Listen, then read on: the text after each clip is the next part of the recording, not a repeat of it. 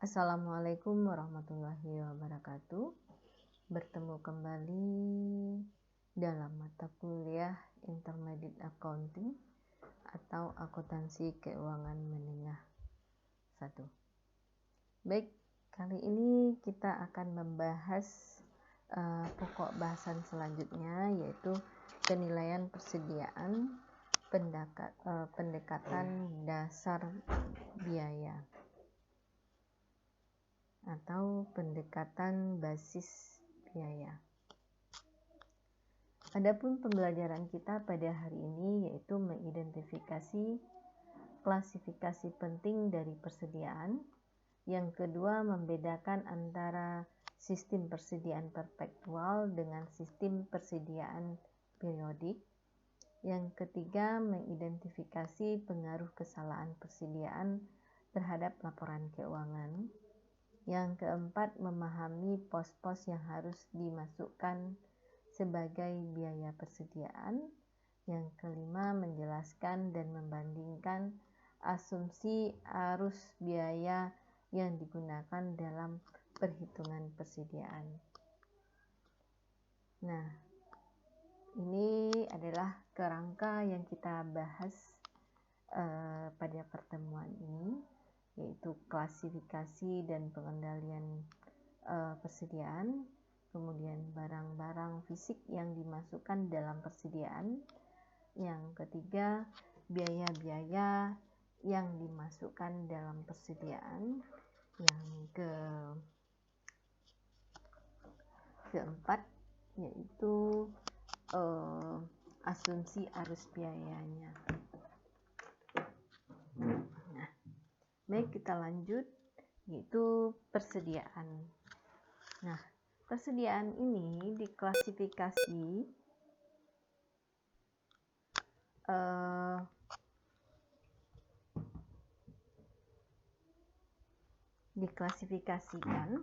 yaitu sebagai item yang dimiliki untuk dijual, kemudian barang yang akan digunakan atau dikonsumsi untuk dalam membuat barang yang akan dijual. Nah, bisnis yang berhubungan dengan persediaan ini biasanya itu adalah perusahaan dagang atau perusahaan manufaktur. Nah, klasifikasi ini, kita lanjut klasifikasi ya. Dia merupakan satu akun persediaan atau disebut juga di dalam laporan balance sheet di samping ya, itu ada inventory. Nah, dia satu akun ya, persediaannya ada di satu akun, adanya di kolom aset ya, atau aktiva, current asset atau aktiva. Kemudian membeli barang dagang dalam bentuk yang siap dijual. Kemudian memproduksi barang yang akan dijual,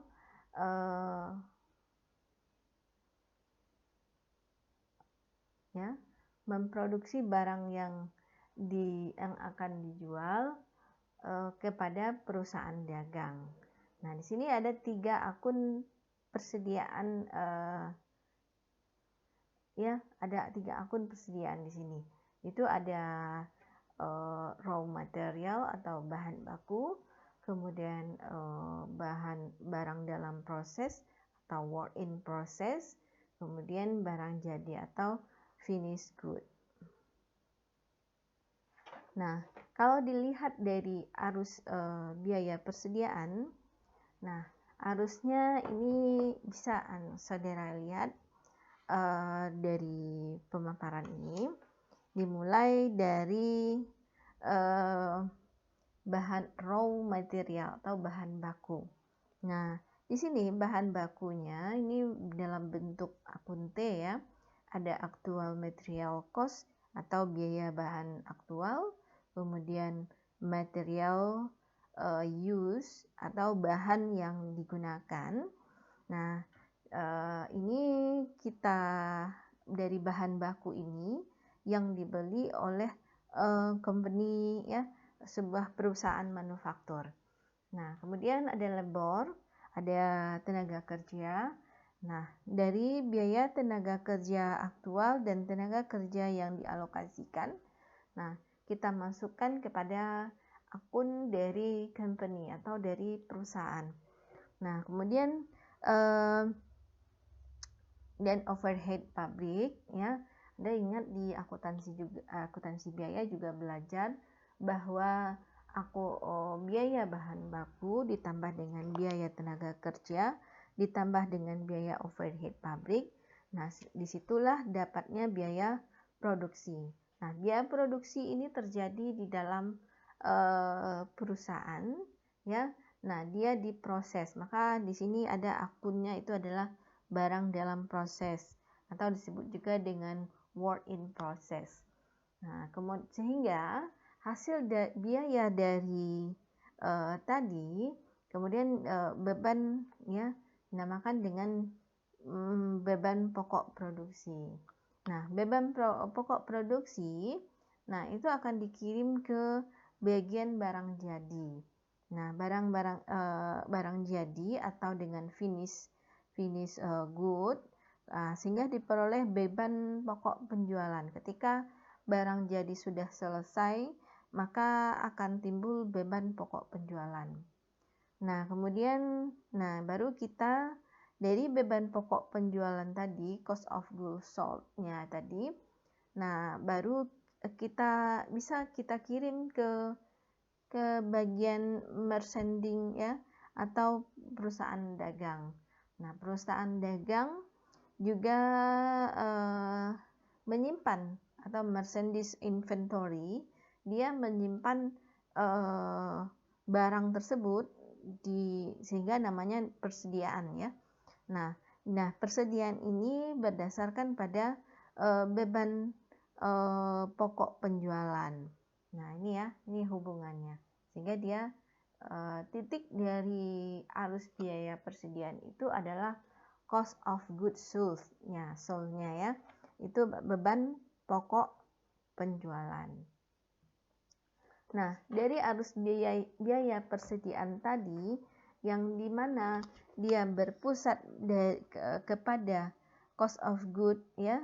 Cost of good ini adalah beban pokok yang tersedia untuk dijual atau available for sale, ya. Nah, beban pokok yang tersedia untuk dijual tadi, nah ini diperoleh dari persediaan awal atau beginning inventory, kemudian beban pokok pembelian, kemudian cost of goods sold-nya, beban pokok penjualan, dan ending inventory itu adalah persediaan akhir. Nah, sekarang kita lihat sistemnya. Nah, perusahaan menggunakan salah satu dari dua jenis sistem untuk mengolah catatan persediaan yang akurat untuk biaya tersebut, yaitu sistem perpetual dan sistem periodik. Nah, sekarang kita lihat dulu sistem perpetualnya. Nah, sistem perpetual di sini dia terus melacak ya, perubahan dalam akun persediaan. Artinya perusahaan mencatat semua pembelian dan penjualan barang dagang atau barang langsung dalam akun persediaan saat terjadinya. Nah, di sini fitur akuntansi sistem perpetual itu adalah sebagai berikut. Yang pertama, pembelian barang dagang untuk dijual atau pembelian bahan baku untuk diproduksi di debit ke persediaan. Nah, kemudian yang kedua, biaya transportasi masuk ya, atau biaya angkut di debit ke persediaan, bukan ke pembelian, ya. Nah, retun dan penyisihan atau potongan pembelian serta diskon pembelian di kredit ke persediaan. bukan ke akun terpisah.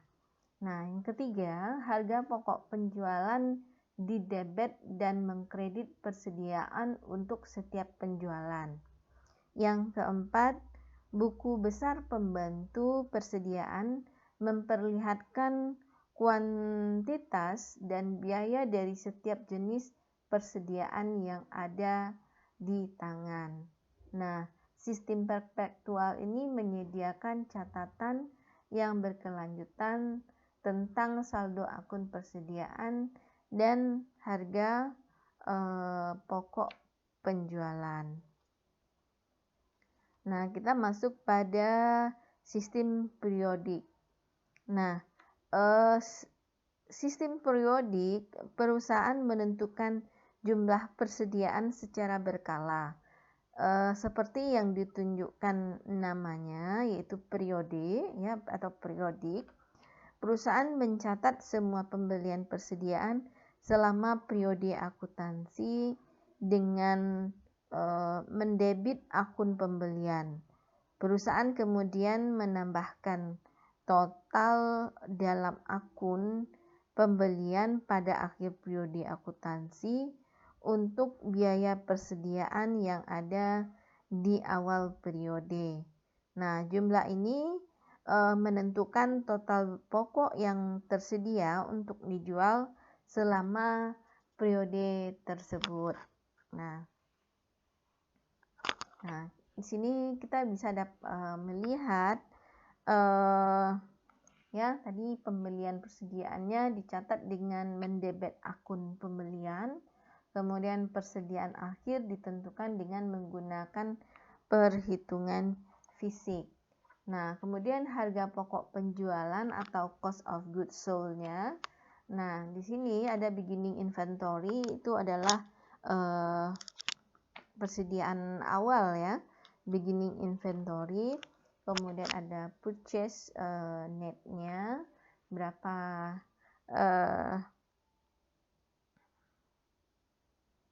nah kemudian ada goal available for sales-nya, good available for sales-nya kita kurangkan ya.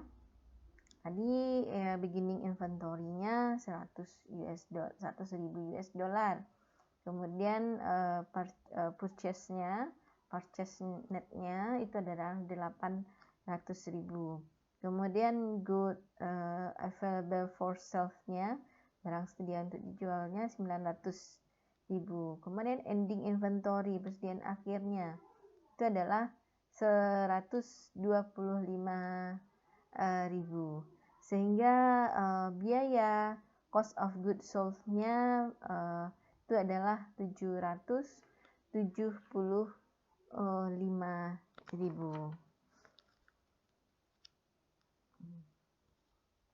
Kita lihat contohnya. Fashmere Company memiliki transaksi-transaksi berikut selama tahun berjalan. Nah, ada beginning inventory, itu adalah persediaan awal ya, itu adalah 100 unit dengan pada harga $6 ya, itu adalah 600 US dollar. Kemudian ada purchase, pembelian 900 unit pada harga 6 US dollar. Nah, itu adalah, jadi totalnya adalah 5.400 US dollar. Kemudian ada sales-nya, penjualan 600 unit pada 12 US dollar, pada harga 12 US dollar, itu adalah 7.200. Kemudian persediaan akhir 400 unit pada 6 US dollar, berjumlah 2.400 US dollar. Nah, catatan di sini, catatan transaksi tersebut menggunakan sistem sistem perpetual dan periodik. Nah, di sini kita dapat mencatatnya yang dengan ya ini ada sistem perpetual inventory system, kemudian ini adalah periode inventory system, periodiknya ya, dicatat dengan secara perpetual, sedangkan ini secara periodik.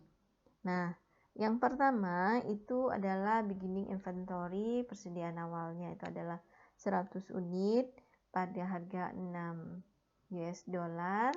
Nah, di sini akun ya, akun inventory account ya, akun persediaan menunjukkan persediaan yang ada itu sebesar 600 US dollar. Nah, kemudian di sistem periodik juga mencatat akun persediaan menunjukkan persediaan ada sebesar 600 US dollar. Nah, kemudian di sini kita bisa mencatatnya, itu ada purchase, pembelian. Nah, pembeliannya di 100.000 unit pada 6 US dollar. Lihat ya, bentar. Excelnya kita buatkan.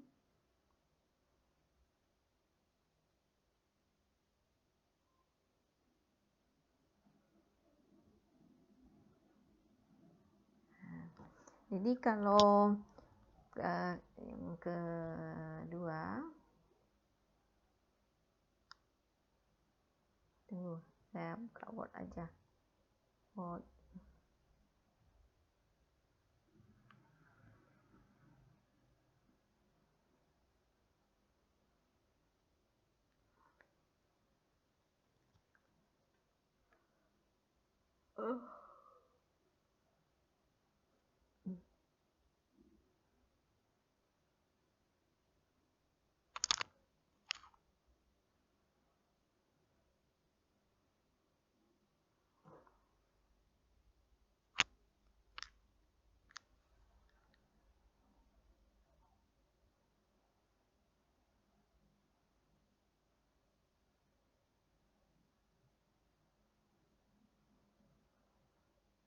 Ya.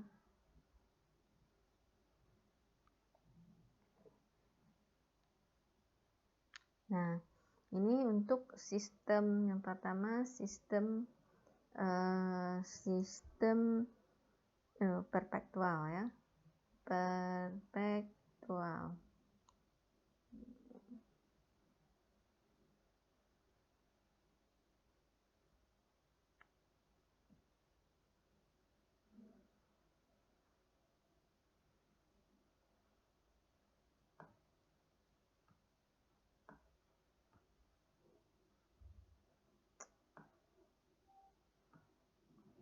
Sistem perpetual, kemudian ini sistem periodik.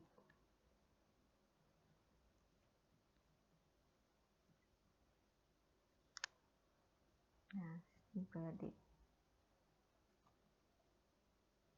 Nah, di sistem perpetual,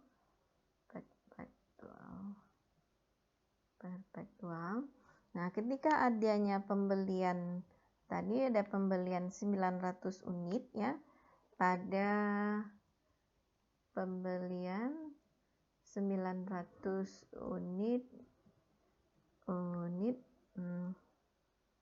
pada 6 US dollar. Nah, bagaimana pencatatan jurnalnya ya? Persediaan terhadap utang dagang.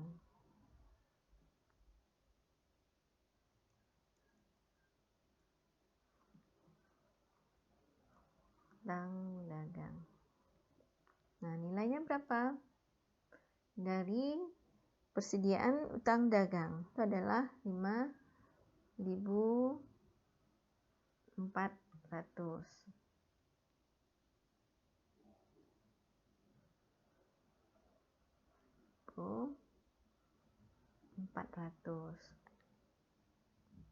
Nah, ini diperoleh dari mana? Ya, kita kalikan aja ya. 900 unit kali dengan 6 US dollar. Kemudian di sistem periodiknya bagaimana? Ya sama, persediaan saya bikin SDI sama dengan SDS, sama dengan samping. Nah sama jurnalnya ya. Kemudian kita lihat lagi soal yang keduanya. Sales of 600 unit at 12. Nah, katanya ada penjualan sebesar 600 unit ya. Penjualan 600 unit. Penjualan besar ya.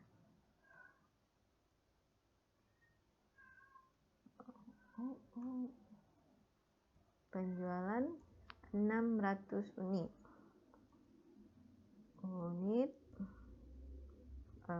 Pada harganya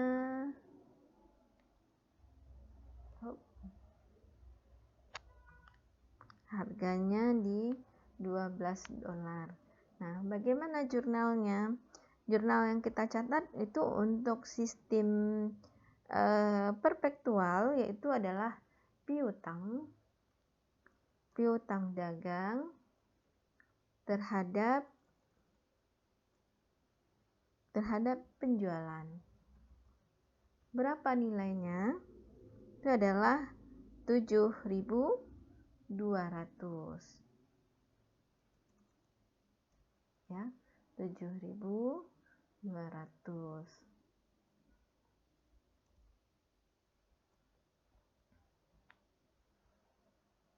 Nah, kemudian ada lagi nggak jurnal yang perlu kita catat? Ada. Itu adalah beban pokok penjualan. Nah, nilainya berapa? Ya, beban pokok penjualan terhadap persediaan.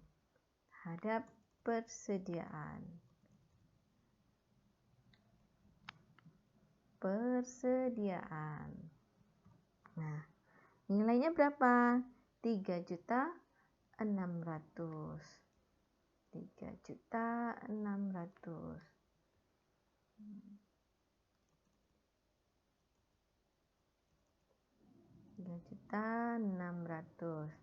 Nah, ini dapat diperoleh dari 3.600.000 dari mana? Nah, ini ya. Karena tadi di saat pembelian harganya itu adalah $6, maka kita kalikan 600 dikali dengan $6. Jadi 36. 6 kali 6 36 tambah 02 ya. Nah, itu untuk sistem perpektual. Nah, sedangkan sistem periodik kita mencatat piutang dagang ya terhadap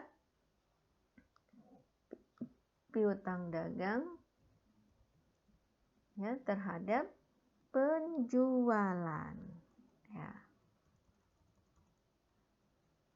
Penjualan nilainya 7.200.000.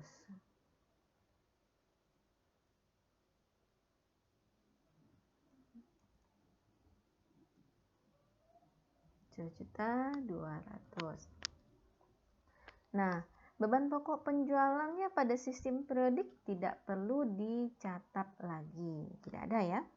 Nah, kemudian kita lihat di soal yang keempat. Nah, katanya end of period ya, entries for inventory account 400 unit at $6. Nah, itu adalah jurnal akhir periode untuk akun persediaan 400 unit ya pada harganya $6.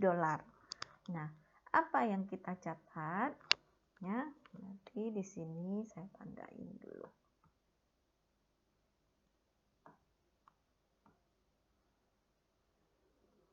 Ya, ini soalnya. Nah, jurnal akhir ya. Jurnal akhir periode untuk mencatat akun, ya. Untuk akun persediaan aja lah. Untuk akun persediaan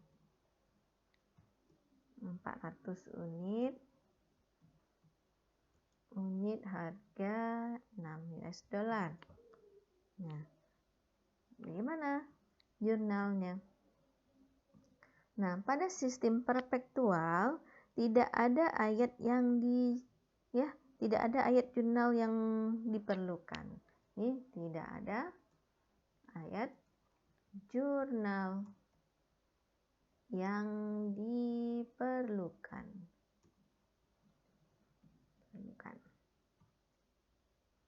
Nah, kemudian akun persediaan menunjukkan saldo akhir.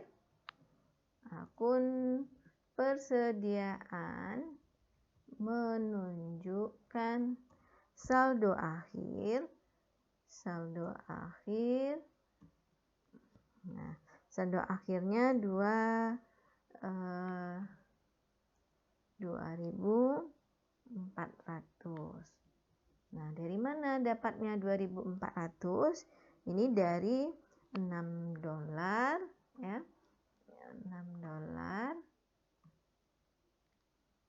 600 dolar, ya. Kita tambah dengan 5.400 dolar. Kemudian kita kurangkan dengan beban pokok penjualan tadi. Beban pokok penjualan itu nilainya 3.600. Nah, itu ya. Jadi penjualan dikurang dengan penjualannya tadi yang 6.000, ya. Kemudian dikurangkan dengan 5.400, ini pembelian awal, ya. Itu persediaan awalnya. Kemudian kita kurangkan dengan beban pokok penjualan. Nah, sedangkan untuk sistem periodik kita memerlukan jurnal, ya, yang harus kita catat. Nah, sini saya biarkan. Nah, kalau di sini ada jurnal, nah sini di sistem periodik, ya, ada jurnal. Apa? Persediaan akhir, ya. Persediaan diakhiri dengan hitungan, ya. Persediaan diakhiri dengan hitungan.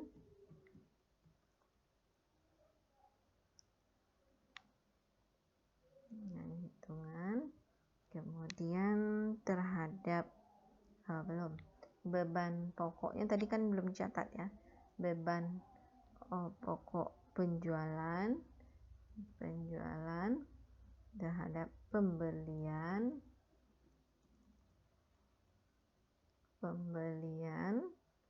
kemudian persediaan awal.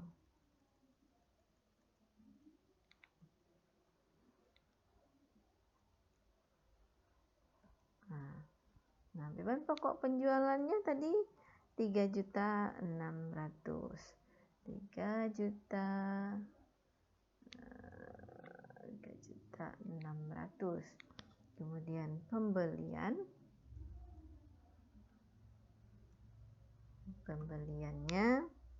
5.400. Ya. Kemudian persediaan awalnya 600. Ya. 600.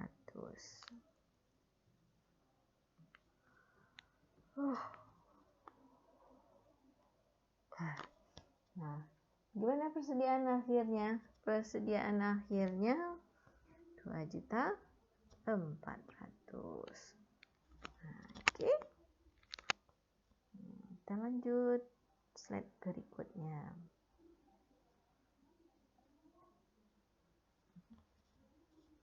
Nah, kemudian yang kedua ilustrasinya, asumsikan bahwa pada akhir periode pelaporan, akun persediaan perpektual melaporkan saldo persediaan jumlah persediaan aktual, ya. Ulang lagi. Saldo persediaannya sebesar 4.000 US dollar, tetapi hasil perhitungan fisik menunjukkan jumlah persediaan aktualnya 3.800. Ayat jurnal yang diperlukan untuk mencatat penyesuaian adalah sebagai berikut. Itu adalah inventory, ya, inventory offer and sold, atau persediaan lebih dan kurang senilai 200, kemudian terhadap inventory, terhadap persediaan, nilainya adalah 200. Kemudian kita lihat pengendalian persediaan. Seluruh perusahaan memerlukan pengujian secara periodik atas catatan persediaan melalui perhitungan aktual, penimbangan, dan pengukuran. Perhitungan ini kemudian dibandingkan dengan catatan persediaan yang terinci. Nah, sebisa mungkin perhitungan fisik dilakukan menjelang akhir tahun fiskal perusahaan, sehingga kuantitas persediaan yang tepat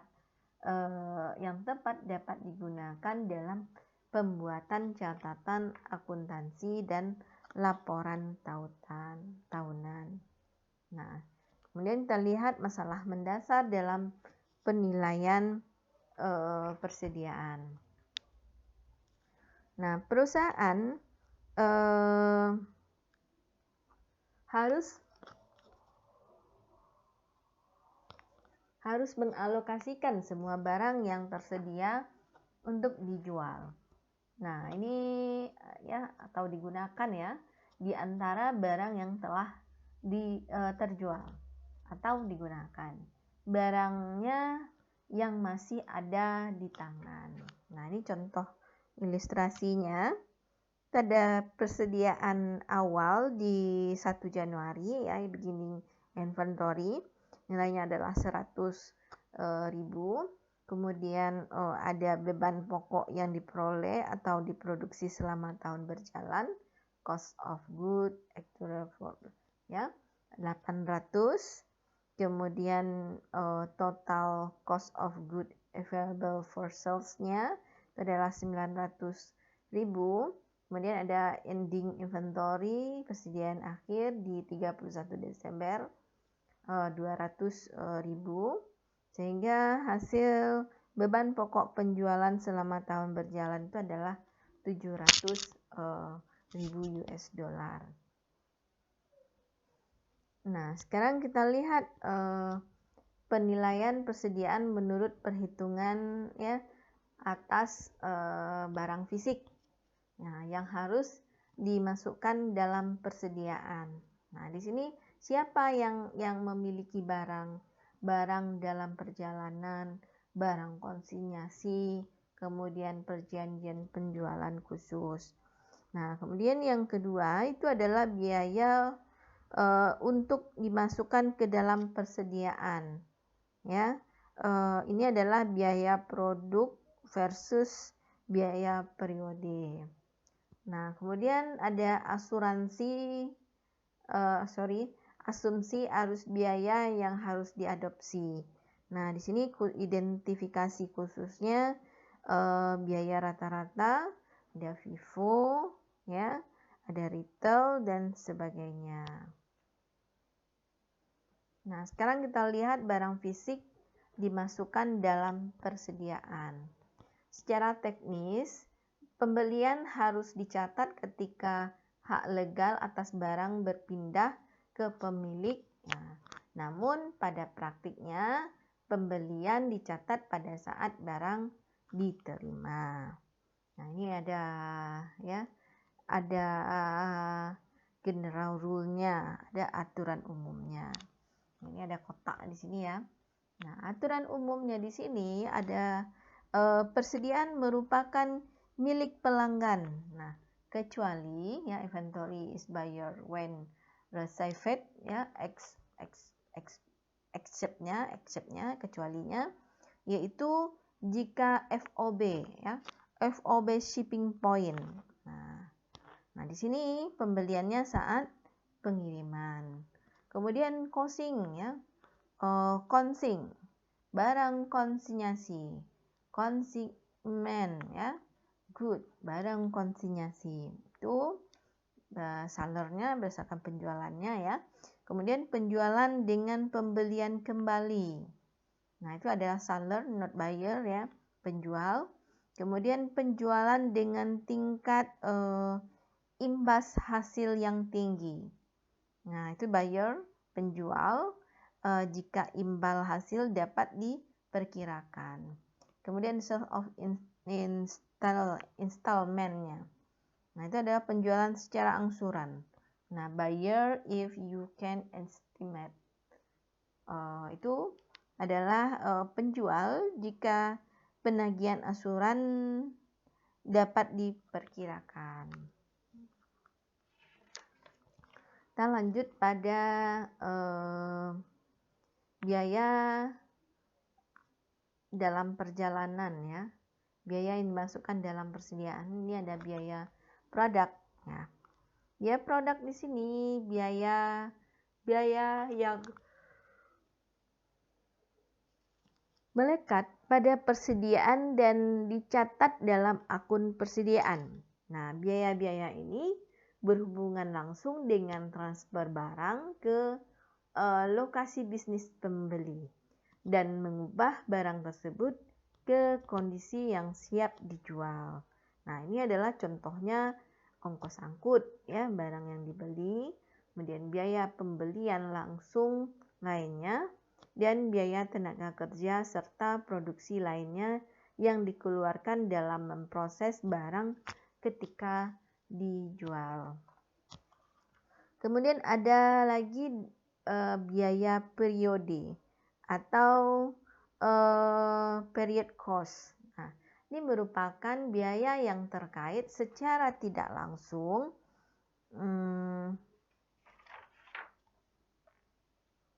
dengan akuisisi atau produksi barang. Nah, ini seperti beban penjualan, kemudian beban umum dan administrasi. Kemudian yang terakhir perlakuan atas diskon pembelian. Itu ada gross versus net method. Ya, gross method dan gross method dengan metode ya. Kemudian kita lihat di sini. Ini contoh gross method dan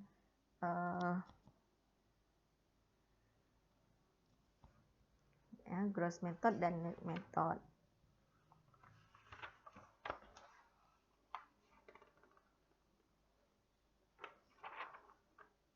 Nah, kita lihat di sini. Purchase cost ya. Saat pembelian ya. Kemudian biaya pembeliannya adalah 10.000 US dollar dengan termnya dengan waktu pembayaran dengan syaratnya itu adalah 2/10 N atau neto 30 hari ya. Nah, bagaimana kita mencatatnya? Dengan gross method. Nah,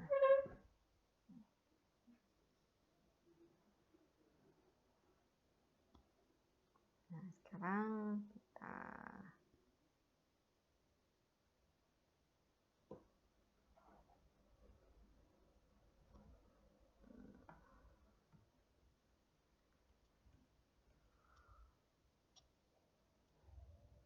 saya insert lagi. Ini dengan metode brut bruto, itu gross ya. Metode kotor, bruto. Kemudian ini metode neto. Nah, jadi katanya di saat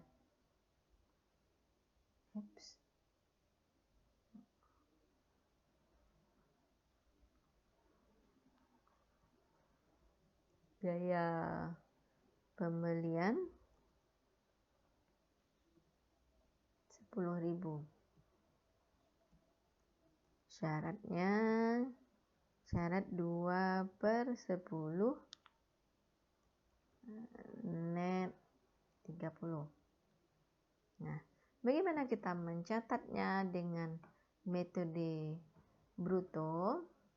Mencatatnya dengan metode bruto ya. Itu adalah jurnalnya pembelian terhadap utang. Nah, pembeliannya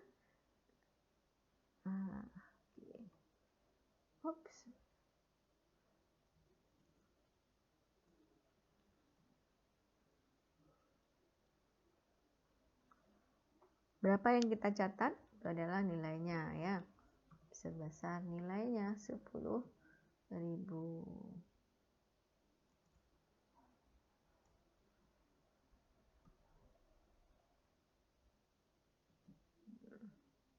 Nah, dengan metode neto apa yang kita catat? Kita catat pembelian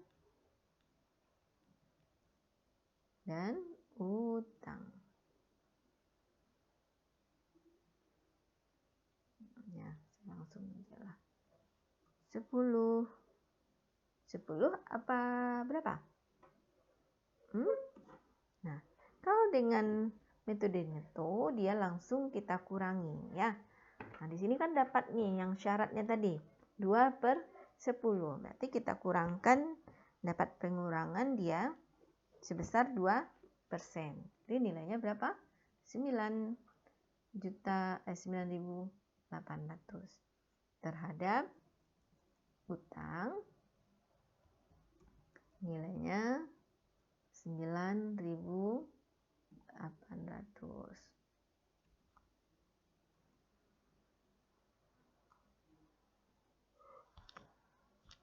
Nah, kita lihat lagi yang kedua.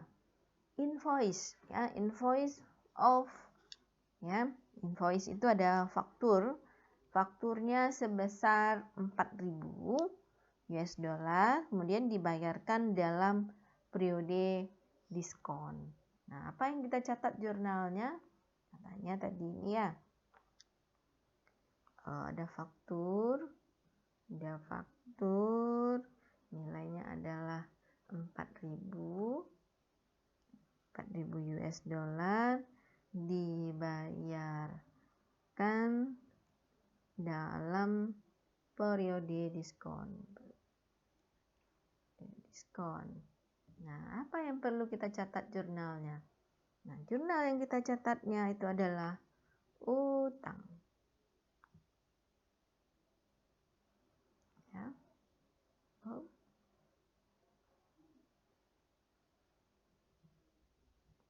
Masih.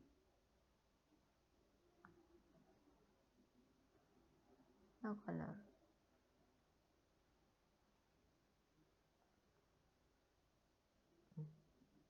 Biar aja lah. Utang ya, utang terhadap apa? Diskon pembelian. Diskon pembelian dan kas. Nah, nilainya berapa? Nah, utang kita adalah 4.000 ya. 4.000 US dollar. Utang kita 4.000. Kemudian diskon pembeliannya tadi ada 2%, itu adalah 80. Nah, kemudian kas yang kita bayar itu adalah 3 ya.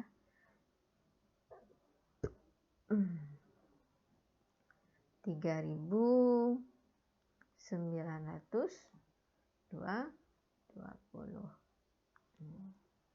Nah, untuk metode neto, nah kita mencatatnya itu adalah utang. Utang terhadap kas. Berapa nilainya? 3.920.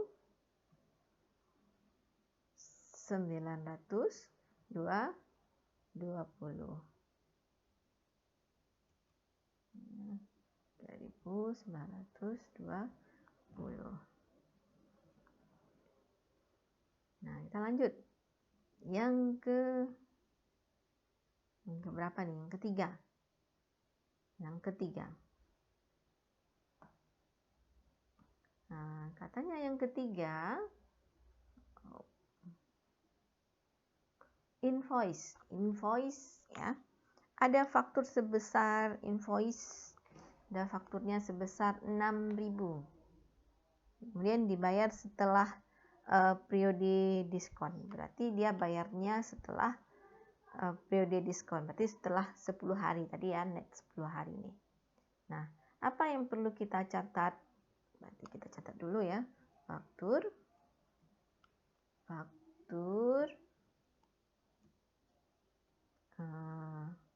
sebesar 6.000 dibayar setelah periode diskon. Nah, apa jurnalnya yang kita catat? Utang terhadap kas. Kenapa? Karena dia nggak ada diskon. Nggak dapat diskon, nilainya 6.000.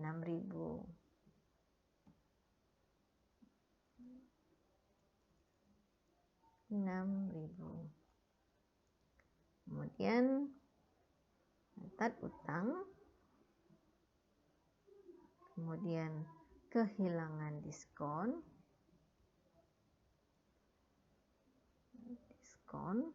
terhadap kas. Nilainya berapa? Nah, utangnya tadi 5.880. Nah, kehilangan diskonnya sebesar 120. Jadi kas yang dibayarnya itu adalah 6.000. Oke. Kita lanjut.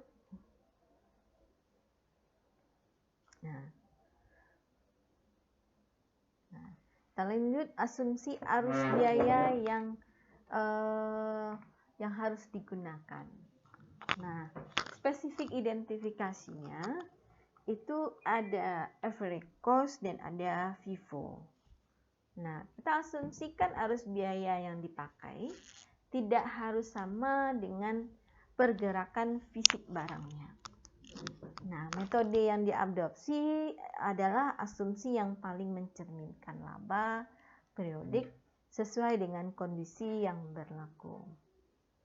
Nah, contohnya di sini ya, Yong dan Gracie Company melakukan transaksi pembelian sebagai berikut. Satu item pada tanggal 2 Februari, kemudian dengan harga 10. Nah, kemudian satu item pada 15 Februari 2011 seharga 15. Kemudian satu item pada 25 Februari 2011 seharga 20.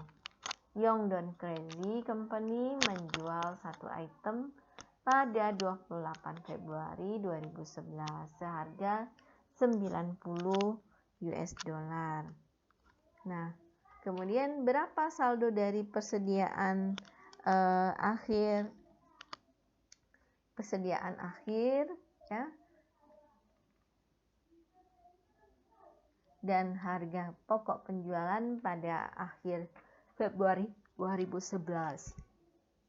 Asumsikan perusahaan menggunakan FIFO, average cost dengan spesifik identification-nya, kemudian asumsikan tarif pajaknya sebesar 30%.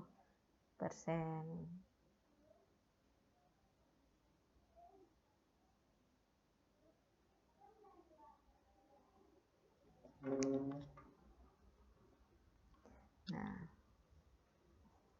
kita lihat cost flow assumption-nya. Inventory-nya sesnya 90,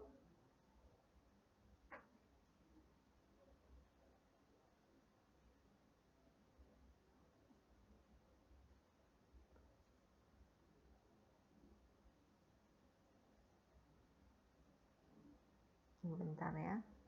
Nah, cash flow asumsi ya. Cash flow asumsi arus biayanya. Jadi dia mulai dari di satu item di 2 Februari 2011. Nah, harganya itu 10. Ya.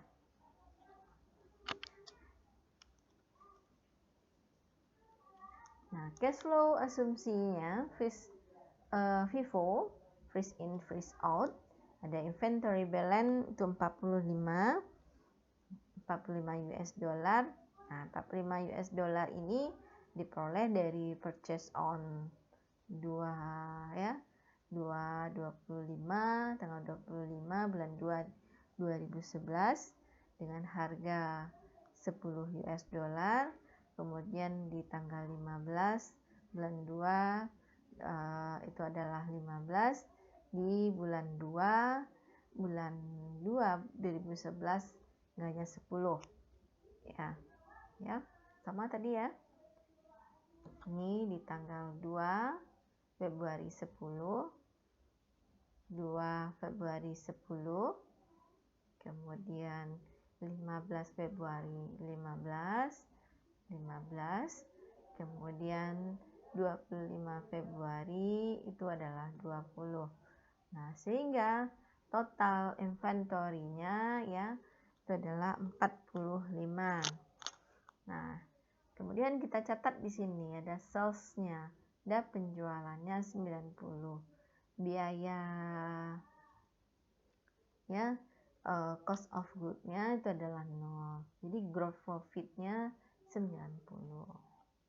Ini kalau kita buatkan di laporan income statement-nya, income ya. Nah, pertama ya kita jumlahkan dari yang 15 sehingga dia bertambah. Nah, oke. Anda perhatikan? Nah, kemudian kita lihat di financial statement summary-nya. Ada source-nya ya. Ada penjualannya. Nah, ini gross profit-nya. Nah, ini dengan metode FIFO, ini dengan metode average 90 sama 10, 15, 75. Jadi inventory balance-nya lebih tinggi dengan FIFO. Nah, yang kedua. Ilustrasi yang kedua. Karl Marx melakukan transaksi berikut selama bulan pertama operasinya. Ini ada tanggalnya, ada date ya, Maret, tanggal 2 Maret, 15 Maret, 19 Maret, 30 Maret. Nah, kemudian ada pembelian. Pembeliannya di 200, itu harganya 4.000, ya 2 Maret. Kemudian di 15 Maret 6.000, harga 4.400. kemudian dijual atau dikeluarkan sold or issued-nya 4.000 unit. Kemudian di 30 Maret dilakukan lagi pembelian 2.000 dengan harga 4.475 ya, 4,75. Jadi kita calculate good available for sales-nya. Nah, ini untuk menghitung persediaan akhirnya ya, ada beginning-nya. Ada beginning inventory, persediaan awal. Persediaan awalnya jadi 2.000 dikali 4 US dollar itu sama dengan 8.000. Kemudian ada purchase ya, ada pembelian. Nah, di pembelian itu ada 2 kali ya, di 6.000 dan di 2.000. Maka kita kalikan lalu kita jumlahkan. Nah, jadi good available for sale-nya, barang yang dapat dijualnya itu adalah 43.900.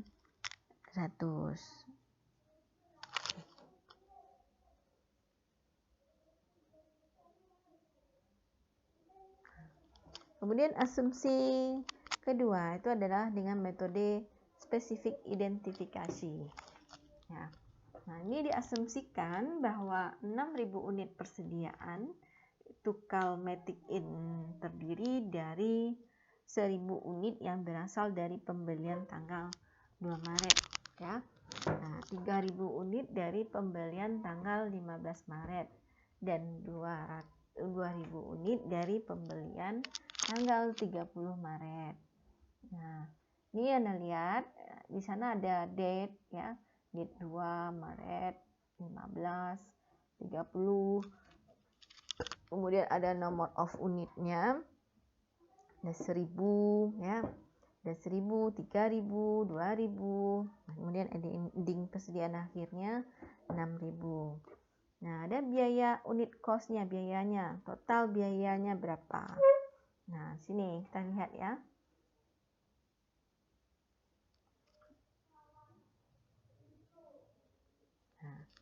Berarti yang kita cari itu adalah di biaya unitnya. Ketika di 2 Maret itu harganya 1.000. Ya. Nah, 1.000. Nah, unit cost-nya, unit cost yang 1.000 tadi. Kita jalan ke Jakarta. Nah, 4.000 US dollar. Kemudian di 15 Maret itu di 4,40 US dollar. Nah, di 30 Maret itu adalah 4,75 US dollar. Ini kita totalkan. Nah, kita totalkan biaya di sini. Nah, kita kalikan 1.000 dikali 4.000. Di 4.000. Kemudian 3.000 dikali dengan 4.400. 13.200. Kemudian 2.000 kali 4,75. 9.500. Lalu kita jumlahkan 4.000 ditambah 13.200 tambah dengan 9.500. Maka dapat diperoleh 26.700. Nah, sekarang kita cari dengan kita cari lagi beban pokok yang tersedia untuk dijualnya. Nah, berapa beban pokok yang tersedia untuk dijual? Nah, ini dihitung pada bagian sebelumnya. Itu adalah 43.900 ya. Kemudian kita kurangi persediaan akhirnya itu adalah 26.700. Kemudian beban pokok penjualannya 43.900 kita kurangkan dengan 26.700. Sehingga diperoleh cost of goods sold-nya atau beban pokok penjualannya itu adalah 17.200. Nah, sekarang kita lihat dengan metode rata-rata. Nah, kalau dengan metode rata-rata dengan contoh soal yang sama, ya. Nah, ini tadi beda ya, nomor unitnya. Nah, kemudian dengan metode rata-rata, berapa hasilnya ini? Ya, ini 43.900 kita bagi dengan 10.000. Maka dapatnya adalah 4,39.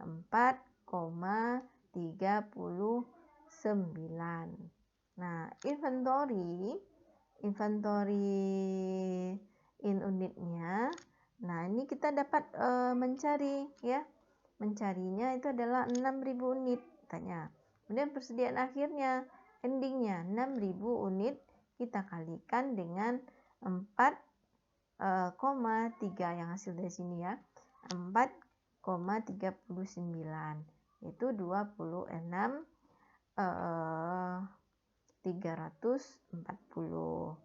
Nah, kemudian cost of good available for sales-nya atau beban pokok yang tersedia untuk dijual 43.900. Kemudian kita kurangi dengan persediaan akhir.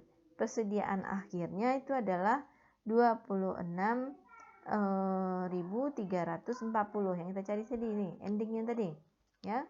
26.340. Maka cost of goods sold-nya atau beban pokok penjualannya adalah 17.560. Nah, sekarang kita lihat lagi dengan metode moving average ya. Moving average. Nah, metode rata-rata bergerak ya. Moving average itu adalah metode rata-rata bergerak. Nah, dengan contoh yang sama ini ya. Nah, kita dapat mencarinya berapa isi untuk balennya ini. Nah, untuk yang balennya ini berarti kita cari dengan 2.000 dikali dengan 4.000. Nah, dapatnya 8.000 tadi ya. Nah, ini menjadi saldo awal.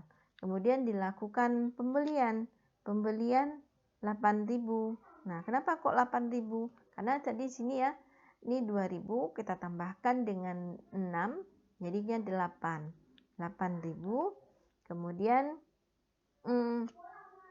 kita kalikan dengan berapa? Nah, tadi harganya berbeda ya. Nah, 8.000.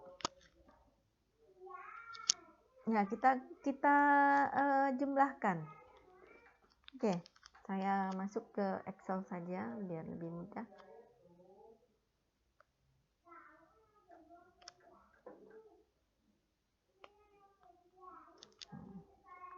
Oke, di 2 Maret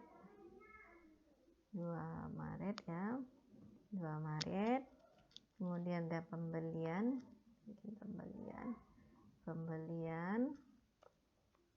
ini 2.000, ini 4.000. Nah, sehingga totalnya itu adalah 8.000. Nah, kemudian ini dijual ya. Ini adalah penjualan, dijual. Kemudian ini adalah saldo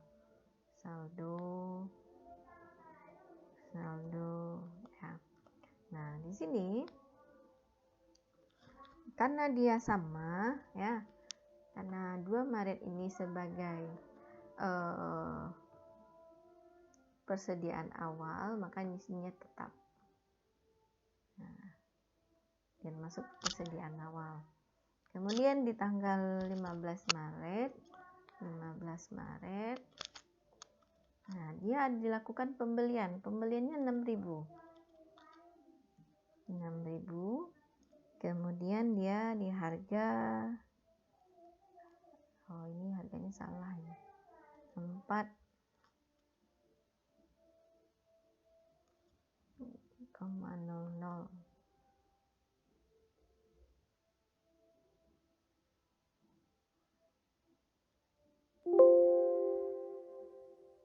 Nah, oke. Kemudian 4,40.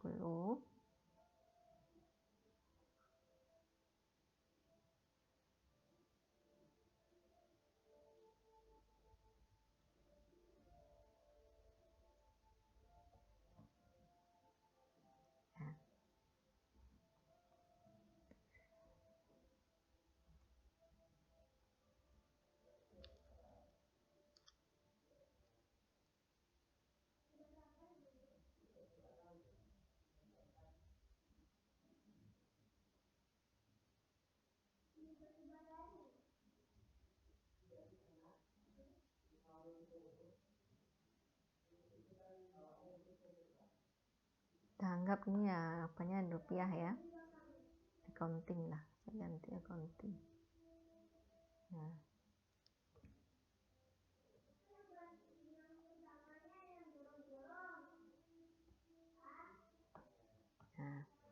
Nah, berarti ini di untuk metode rata-rata ya, metode rata-rata bergerak.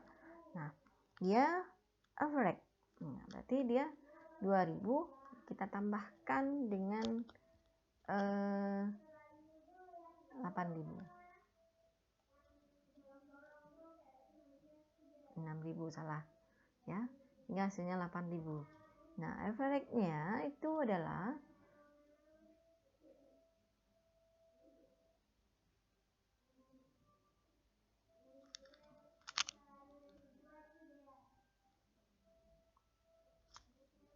average-nya dulu. Kita tambahkan ini dulu. Sama dengan ini ditambah dengan ini. Nah, dapat 34.400. Maka untuk mencari ini kita bagi ini. Nah, sini kebetulan dia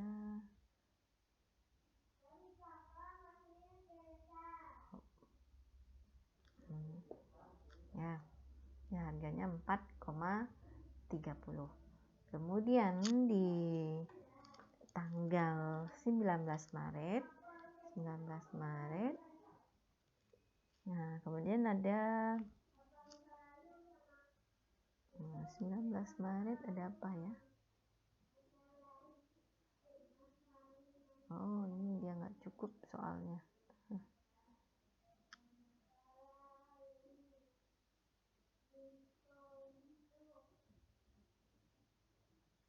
Nah, kita anggap di 19 Maret itu dia melakukan penjualan atau dikeluarkan sebanyak 4.000. Kita anggap ya.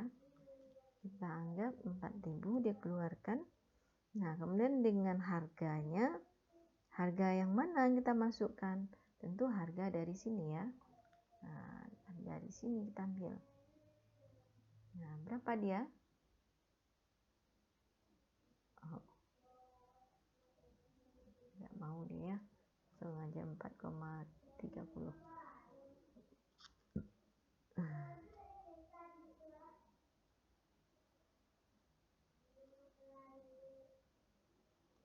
Sama dengan ini dikali harga ini.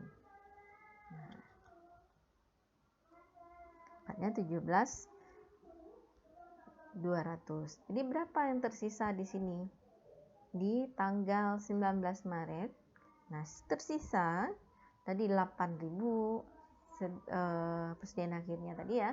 Di tanggal 15 dikurangkan atau dijual 4.000, berarti sisanya adalah 4.000. Nah, harganya harga mana? Ya, sama dengan harga yang di sini ya, 4,30. Nah, berapa sisanya? Sama dengan kita kali dengan ini. Oke, 17.200. Kemudian di tanggal 30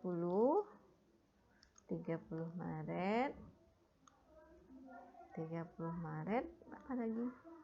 Nah, katanya ada penjualan purchase 2.000. Ini 2.000. Harganya 4,75. Nah, sama dengan 9.500. Nah, berarti kita tambahkan ya, sama dengan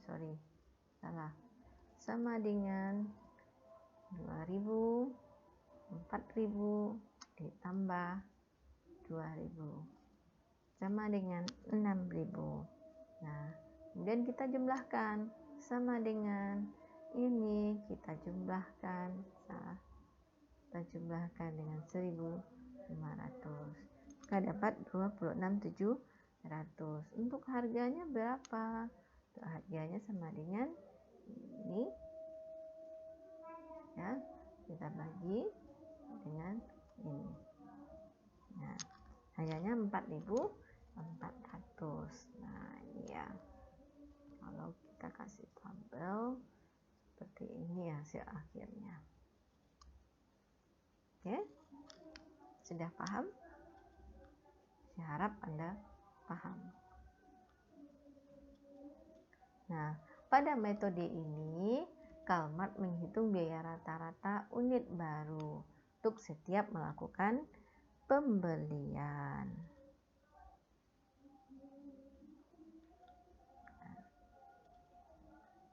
Nah, kita lihat dengan metode FIFO lagi. FIFO ya, metode FIFO. Metode FIFO di sini dia masuk pertama, keluar pertama ya. Nah, di sini Maret 2015 4.000 ya. Coba endingnya 6.000. Nah, Anda kalikan di sini di biayanya berapa di 2.000 itu. Nah, misalnya 2.000 itu adalah biaya per unitnya adalah 4,75, maka hasil di sininya adalah 9.500. Kemudian di sini kalau 4.000 di situ 4,40 kali dengan 17.600. Nah, jika kita jumlahkan tadi 9.500 ditambah 17.600, maka diperoleh di sini ya, persediaan akhirnya adalah 27.100. Nah, jadi kita menghitung cost of good available for sales-nya, beban pokok yang tersedia untuk dijualnya adalah 43.900 dikurang dengan persediaan akhir. Nah, persediaan akhirnya di mana? Di nilai ini ya, 27.100. Nah, berapa beban pokoknya? Cost of goods sold-nya, beban pokoknya adalah 16.800. Nah, biaya persediaan akhir dihitung dengan mengambil biaya dari pembelian paling terakhir dan dikerjakan kembali sampai semua unit dalam persediaan diperhitungkan. Nah, sekarang kita lihat lagi dengan FIFO dengan purchase ya, dengan perpetual method. Nah, perpetual method, nah di sini yang seperti Anda lihat di sini ya. Kalau tadi sistem periodik, nah sekarang dengan sistem perpetual. Nah, sistem perpetualnya sama ya, seperti yang telah kita pelajari juga di akuntansi biaya boleh, di akuntansi pengantar ya. Nah, ini contohnya FIFO. Nah, anggap ya, ini 2.000, 4.000, 6.000, 4.000. Oke, ini kita hapus. Oke, misalnya anggaplah ini ya, kemudian dia di Maret ini dia sama-sama dijual 4.000. Nah, kemudian apa yang Anda buat di sini? Nah, ini bisa sama ya dengan ini ya, karena dia saldo awal. Nah, kemudian ditambah dengan inventory-nya 6.000. Berarti apa yang perlu dicatat di sini? Ya, berarti ada dua harga di sini. Nah, yang pertama ini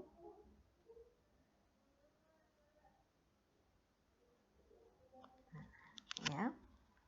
Kemudian kita tambahkan karena ada penambahan di sini.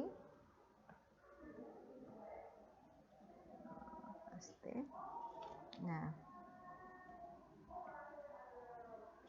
ya, jadi total di sini Anda boleh tandain ini dengan warna kuning, ya. Kemudian yang proses yang kedua ditandain dengan warna hijau. Kemudian proses yang ketiga dia melakukan atau dijualnya sebesar 4.000. Nah, angka mana yang kita ambil?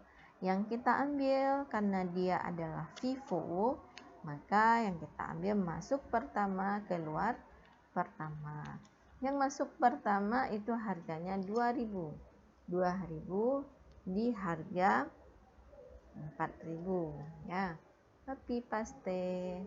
Up. Nah, oke. Kemudian set.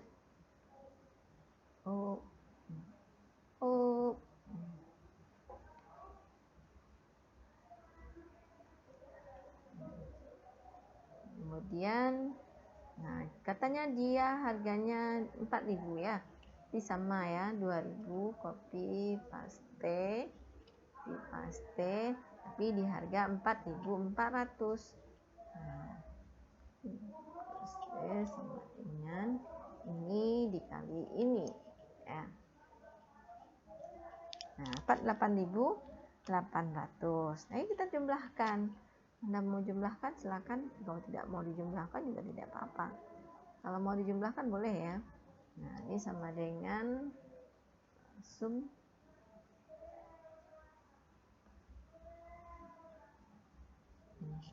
ini totalnya adalah 16.800. Anda mau menjumlahkan ini juga boleh. Nah, sama dengan sum ini ya. Berarti ini transaksinya kita kasih warna beda lah, warna biru. Nah, ini transaksi yang ketiga. Kemudian transaksi yang berikutnya 30 Maret katanya ada penambahan. Nah, kalau tadi sudah digunakan 4.000 di sini, yang 4.000-nya ya, maka di sini tersisa juga 4.000. Nah, 4.000 nilainya berapa dari harga yang ini ya. Nah, jadi berapa totalnya? Sama dengan ini ya, ini dikali ini. Kemudian ditambah dengan saldo terakhirnya. Oke. Nah, oke, kita kalau mau menjumlahkan boleh ya. Sum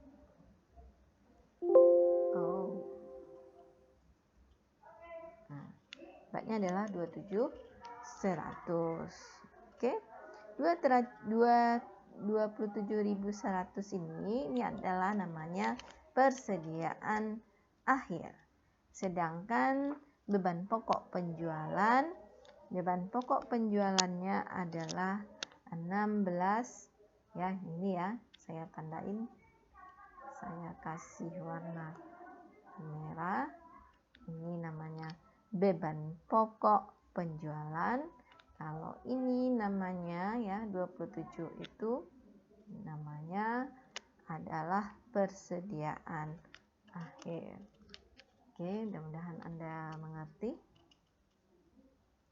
Kita lanjut.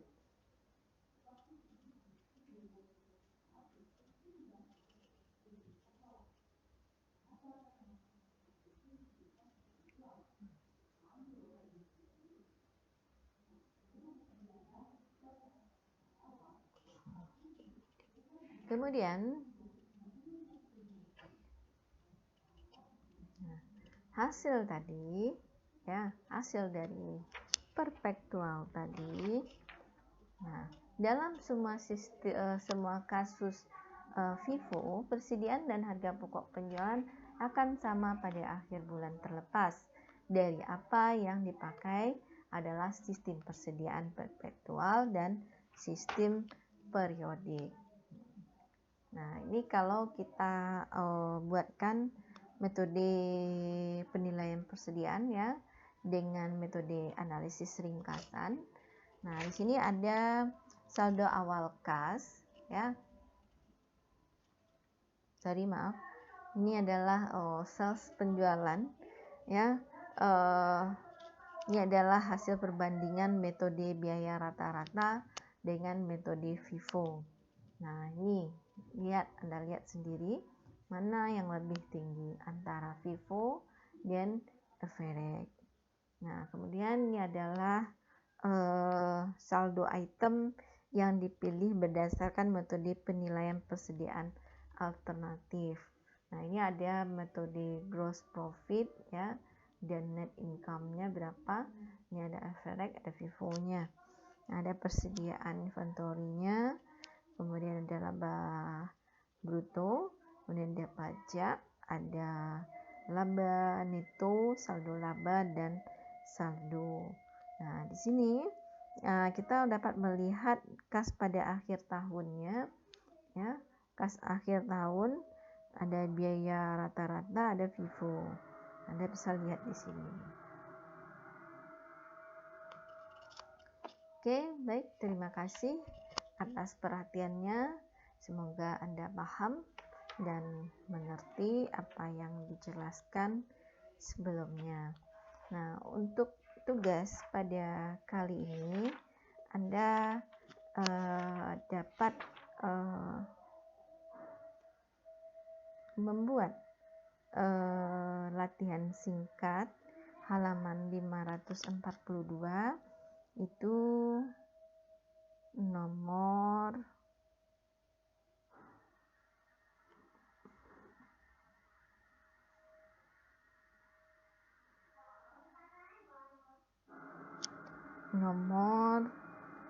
LS nomor 5 ya.